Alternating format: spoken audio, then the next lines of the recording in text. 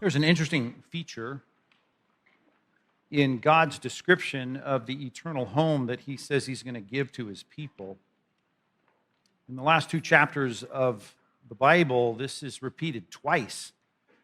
The first time in chapter 21, verse 25, and it simply says about our eternal home, there will be no night there.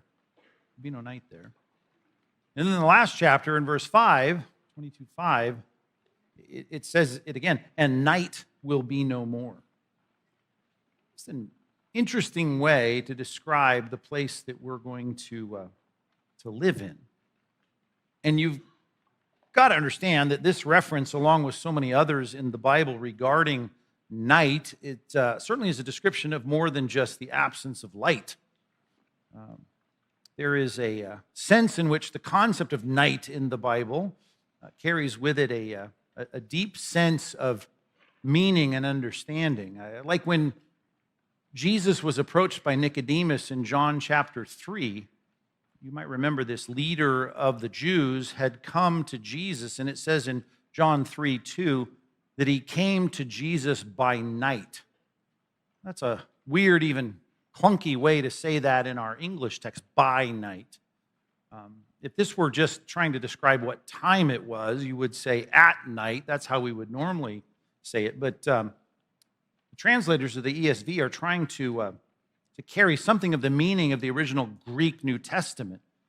The language of the New Testament in Koine Greek, there's certain ways to describe the concept of night. And in this case, this noun is delivered to us in what's called the dative case. Well, that's the way you would expect it, at least, the dative case, which describes just certainly a simple sense of it happened at night. It was at night.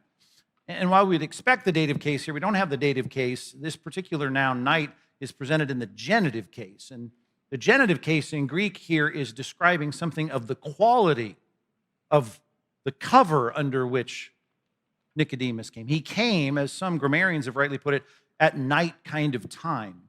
It was the quality. It was the sense in which he was coming in the dark. He was coming with more than it just wasn't light outside anymore, but he was coming under the fear and trepidation that is later revealed that the other leaders of the Jews were afraid to come to Jesus because they were afraid they would be ostracized if they were seen as going to seek information from Jesus. There was a sense of uncertainty, and certainly as the text unfolds there in John 3, there's a sense of confusion, a lack of information, a lack of data. There was questions and wondering and concern and fear and trepidation. All that was true. He comes to Jesus at a night kind of time. If that's too complicated of an explanation, maybe more simply, we can all understand the way the darkness is described in Psalm 23, the most famous psalm in the Psalter, where it says that the good shepherd, as David is recording it, is going to lead us sometimes through the valley of the shadow of death. That lyrical, poetic expression, I mean, we kind of get the sense of it just by hearing the juxtaposition of those words. But there is this valley of the shadow of death. That certainly is bringing us, again, that sense of trepidation and fear, that we're lacking knowledge and information and data. We don't know what's going to happen. Are we going to live to see tomorrow? It's a scary path that sometimes the Good Shepherd takes us down.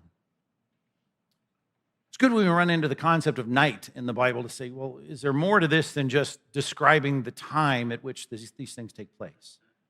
As we've been studying through the book of Acts, we've reached this very fearful, trepidatious time in Paul's life where he's at threat of dying every single day. And I mean that literally in the narrative. Every day it seems like people are wanting to kill him. We might remember back in our series that they were throwing their cloaks off on the Temple Mount when Paul was speaking to them, and they were picking up stones. I mean, that was the idea. They were rolling up their sleeves to kill him. And then he's taken into the barracks, you might remember, by the Romans. They were just saying, well, what's going on here? And he goes and finds himself strapped to a pillar, and they're about to fillet his back and take him down the path they took Jesus down, to whip him and crucify him. At least that's what it looked like. And Paul then, by God's grace and providence, is able to pull out his Roman citizenship card and say, well, wait a minute, I'm a Roman citizen. And again, he gets out of this jam. And then later he gets sent after the incarceration with the Romans, he's sent over to the Sanhedrin, the court of the Jews, which is right across the Temple Mount there, and they sat there ensconced in the leadership role and authority of Israel. And Paul then, by God's grace, again gives this sense of what it is to say Jesus is risen from the dead, and you guys don't even agree on whether there's an afterlife or not. So the Pharisees and the Sadducees were fighting each other, and we ended that passage, and it seems like, okay, he gets out of that jam, and he does. But in verse 10, you might remember where we ended last time. It says there was such dissension among the crowd, and such violence was fomenting in this crowd that the Romans, now looking on with ears on the ground, they thought that Paul would be torn into pieces by them.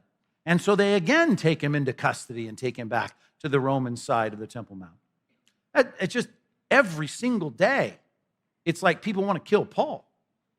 So we reach verse 11 in our study of Acts 23, and it starts with the description of what time it was.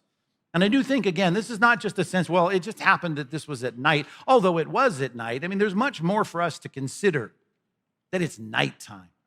It's nighttime, and every single day, the Apostle Paul's life is under threat. Talk about walking through the valley of the shadow of death. Paul clearly must have been feeling that and wondering the uncertainty and the trepidation and where's this going and the concern for his life. And of course, in this verse, you'll find, if you look at it with me, Acts 23, verse 11, in this nighttime of Paul's incarceration for like the third time, he all of a sudden now has Christ appear to him in a vision. And even what Jesus says to him in this vision makes it clear that this night was pretty dark.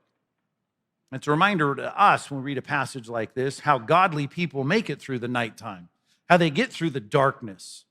I mean, just like when you're a little kid, right? The dark is a scary thing, and you need a nightlight just to get through it. And there's that sense in which even as grown-ups, you get that sense of a period of your life where it seems like things are dark right now.